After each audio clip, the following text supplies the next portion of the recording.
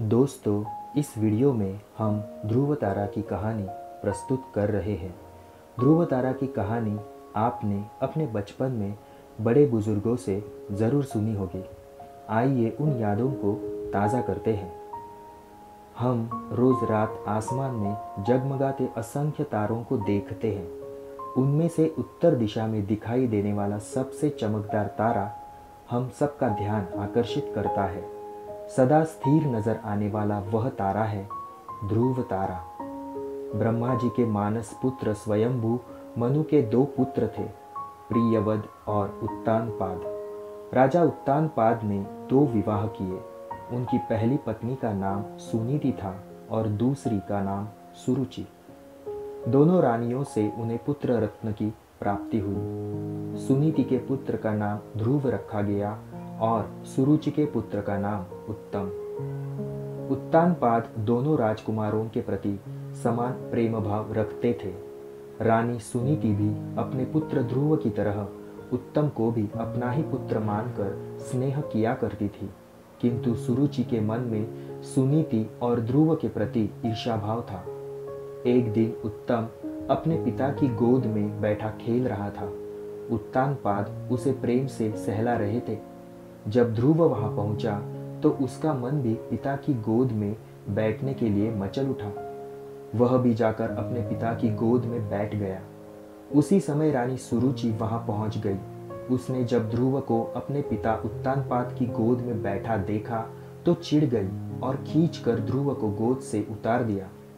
फिर अपने कटु वचन से ध्रुव को आहत करते हुए बोली, अपने पिता की गोद और इस राज्य के सिंहासन पर बैठने का अधिकार केवल मेरे पुत्र उत्तम का है।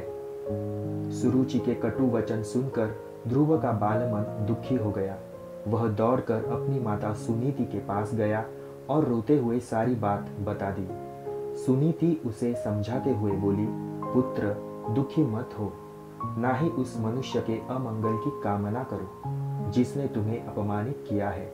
अपने कर्मों का फल मनुष्य को भोगना ही पड़ता है। तुम अपना दुख दूर करने के लिए भगवान विष्णु की आराधना करो। उनकी कृपा से तुम्हारी पितामह को मोक्ष प्राप्त हुई थी। वे दुख हरता है। अब वे ही तुम्हारा दुख दूर करेंगे। माता की बात से बालक ध्रुव के कोमल मन में भगवान विष्णु के प्रति भक्ति भाव जागृत हो गया। तत्काल गृह त्याग कर वह वन की ओर प्रस्थान कर गया। मार्ग में उसे देवर्षि नारद मिले। उन्होंने ध्रुव को भगवान विष्णु की आराधना की विधि से अवगत करवाया। उसके उपरांत ध्रुव ने यमुना में स्नान किया और अन्न जल त्याग कर पैर के अंगूठे के बल खड़ा होकर भगवान विष्णु की आराधना में लीन हो गया। समय व्यतीत होने के साथ उसके तप के तेज में वृद्धि होने लगी, जो तीनों लोक में पहुंच गई। उसके अंगूठे के भार से पृथ्वी दबने लगी।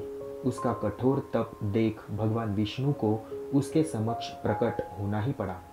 ध्रुव को दर्शन देकर भगवान विष्णु ने पूछा, वत्स, तुम्हारी आराधना से मैं अत्यंत प्रसन्न हूँ। बोलो, क्या वरदान चाहते हो? बालक ध्रुव कहने लगा, भगवान, मुझे माता सुरुचि ने अपमानित कर पिता की गोद से उतार दिया था। उनका कहना था कि मैं अपने पिता की गोद का अधिकारी नहीं हूँ। माता सुरुचि की इस बात ने मेरे अंतर्मन को आहत कर दिया था और मैं भागा भागा माता सुनीति के पास अपनी व्यथा सुनाने गया तो उन्होंने मुझे आपकी शरण में आने का परामर्श दिया। मैंने आपकी आराधना आपकी स्नेह प्राप्ति के लिए की है प्रभुवर। आप जगत के तारणहार हैं। आपकी दृष्टि में सृष्टि के समस्त प्राणी समान हैं। पिता के गोद से उतार जाने के बाद मैंने प्रण लिया था कि अब मैं केवल आपकी ही गोद में बैठूंगा। कृपया मुझे अपनी गोद में वह स्थान दे दीजिए जहां से मुझे कोई उतार न सके। भाव विभोर होकर बालक ध्रुव बोला। ध्रुव की अभिलाषा जानकर भगवान विष्णु बोले, वत्स, तुम्हारा निस्वार्थ भक्ति भाव देख मैं तुम्हें अपनी गोद में स्थान देता हूँ। यह ब्रह्मांड मेरा अंश है और आकाश मेरी गोद। तुम मेरी गोद आकाश में ध्रुव तारे के रूप में स्थापित होंगे। तुम्हारे प्रकाश से पूरा ब्रह्मांड जगमगाएगा।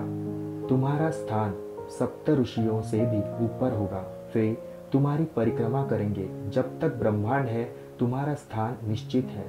तुम्हारे स्थान से तुम्हें कोई डिगा नहीं पाएगा, किंतु वर्तमान में तुम्हें अपना राज्य संभालना है। इसलिए तुम घर लौट जाओ। 36,000 वर्ष तक पृथ्वी पर राज कर तुम मेरी गोद में आओगे। इतना कहकर भगवान विष्णु अंतर्ध्यान हो गए।